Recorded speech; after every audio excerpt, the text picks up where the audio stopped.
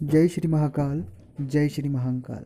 दोस्तों, आप सभी का आपके अपने चैनल डॉक्टर ओम चो में एक बार फिर से बहुत स्वागत है। आपका आभार है। यदि अभी तक आपने चैनल को सब्सक्राइब नहीं किया है, चैनल से आप नहीं जुड़े हैं, आप सभी से मैं निवेदन करना चाहता हूं कि आप चैनल को सब्सक्राइब कर लें और चैनल से जुड़ जाइएगा, ताकि आपको हमेशा अच्छे वीडियोस मिलते रहें। दोस्तों, इस वीडियो में हम बात करने वाले हैं कि भगवान ने जो 3 बातें हमें बताई है सफलता के लिए, या 3 बातें बताई है किसी भी सफल व्यक्ति को सफल होने के लिए, हम उस पर आपकी राशि के लिए इस वीडियो पर चर्चा करेंगे। तो देखिए दोस्तों, सफलता के कई पैमाने होते हैं। हर व्यक्ति के लिए सफलता की परिभाषा अलग अलग होगी, पर सफलता हर व्यक्ति के लिए ज़रूरी है। परिभाषाएं जरूर अलग है, पर सफलता हर व्यक्ति के लिए ज़रूरी है।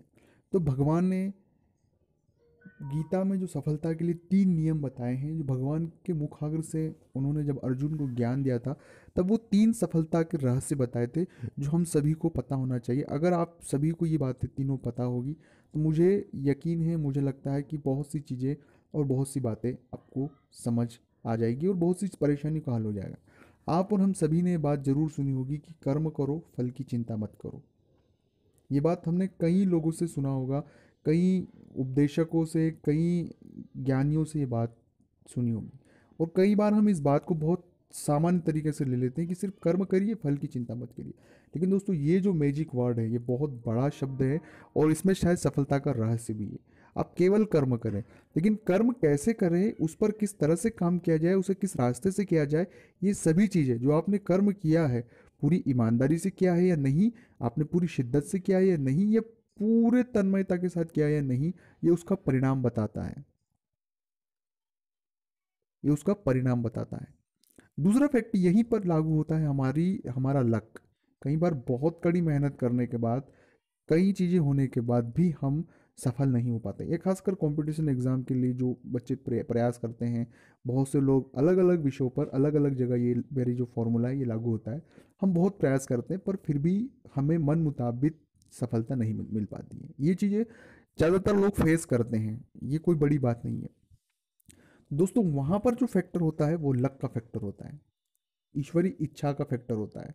कर्म करो, फल की चिंता मत करो, ये वर्ड में यहाँ पर जब फल की बात आती है दोस्तों, हमारे प्रारब्ध के किए हुए कर्मों का, हमारा आचरण, हमारा व्यवहार और हमारी आस्था और हमारी ईमानदारी, ये सभी चीज़ों का जब जब गणनाएं होती है, और तब जाके हमें फल प्राप्त होता है।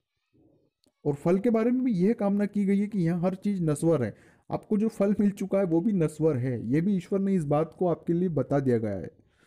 तो पहली बात है जो सबसे महत्वपूर्ण है, कि कर्म करना है, पूरी ईमानदारी से करना है, और फल की चिंता नहीं करना है, बिल्कुल नहीं करना है। कर्म पूरी ईमानदारी और शिद्दत से करना, क्योंकि फल भी नाशवान है। जो फल है आने वाले समय वो नाशवान है।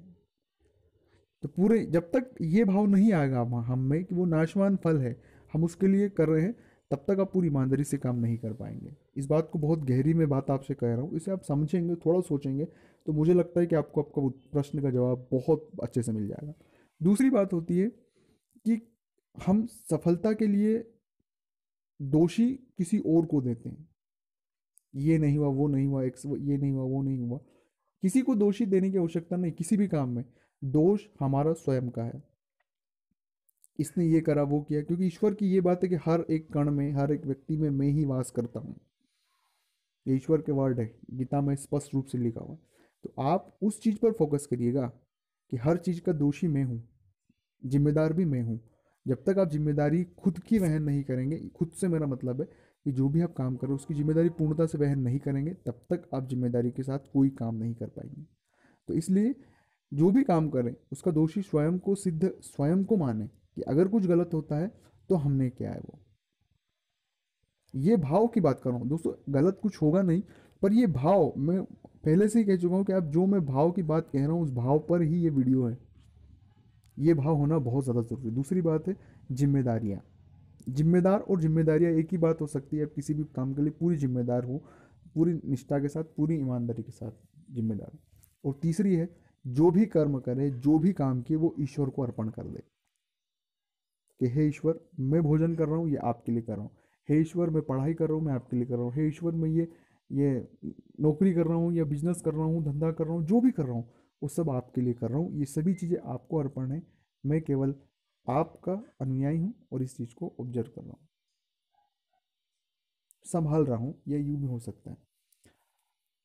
तो ये 3 सिर्फ वो नियम हैं कि जिनको फॉलो करने से मुझे लगता है कि बहुत आपको फ़ायदा होगा। मुझे नहीं पता कि आपको वीडियो कैसा लगा। अगर आपको जानकारी कुछ हद तक अच्छी लगी हो तो ज़रूर कमेंट्स में बताएं कि जानकारी कैसी लगी। वीडियो को लाइक कर दीजिएगा अगर आपको अच्छा लगा हो, शेयर कर दीजिएगा और चैनल को सब्सक्राइब कर लीजिएगा। जय श्री महाकाल, जय श्री महाकाल।